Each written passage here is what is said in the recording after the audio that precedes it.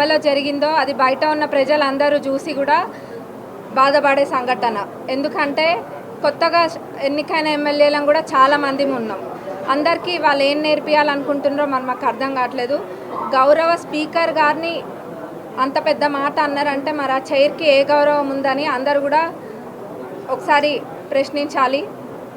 ఖచ్చితంగా వారిని సస్పెండ్ చేయాలి. వాళ్ళ వైఖరి ఎట్లుందంటే మొగుడిని కొట్టి నోరప్ప చెప్పిండ్రు అంటారు కదా, 100% అట్లనే ఉంది. నిన్న గవర్నర్ ప్రసంగం జరిగింది.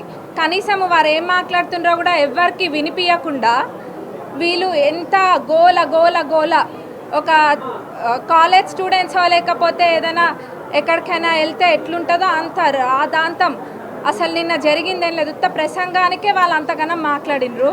మరి వాళ్ళు గత 10 సంవత్సరాలలో ఎన్ని ఇబ్బందులు పెట్టినరు. అసలు కనీసం ఇటు ప్రతిపక్షంలో ఉన్న లీడర్స్ వైపు కనీసం చూసి మాట్లాడిన వైఖరి కూడా లేదు.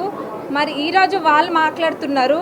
అది కూడా గౌరవ స్పీకర్ గారిని పట్టుకొని సభకి సంబంధం లేదని మాట్లాడడం మరి అది ఎక్కడ కూడా ఎప్పుడు కూడా చరిత్రలో లేదు.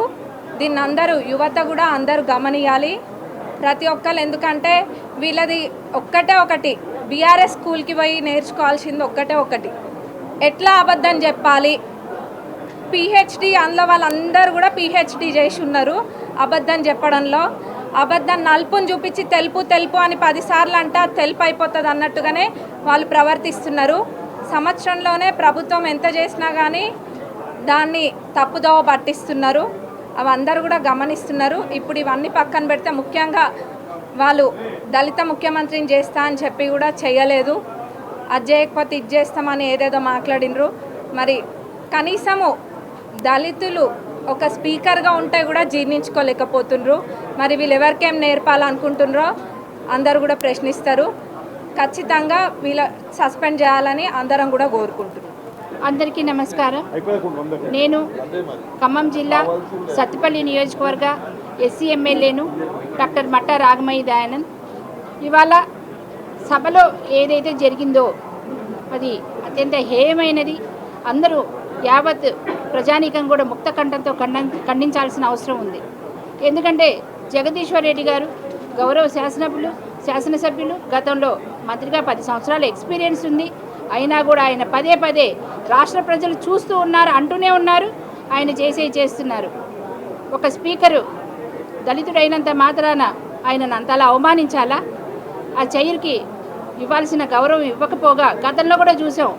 పోయిన శాసనసభ సమావేశాల్లో కూడా స్పీకర్ పోడియం వద్దకు దూసుకొని వెళ్ళి పేపర్లు చల్లి చాలా చికాకు చేశారు.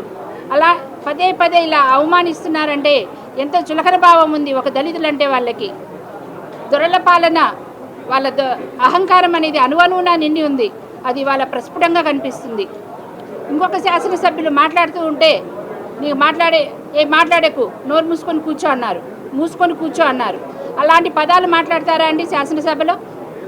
అంత 10 సంవత్సరాలు సీనియర్ అయ్యుండి అట్లాంటి పదాలు మాట్లాడుతూ, పైగా స్పీకర్ని ఏకవచనంతో సంబోధిస్తూ అత్యంత అవమానకరంగా మాట్లాడారు.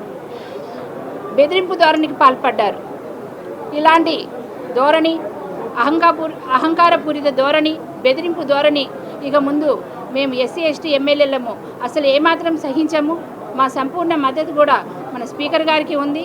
మేము స్పీకర్ గారిని కోరేది ఏంటంటే ఆయనని సస్పెండ్ చేయాలి. సస్పెండే కాదు, ఎక్స్పెల్ చేయాలని కోరుకుంటూ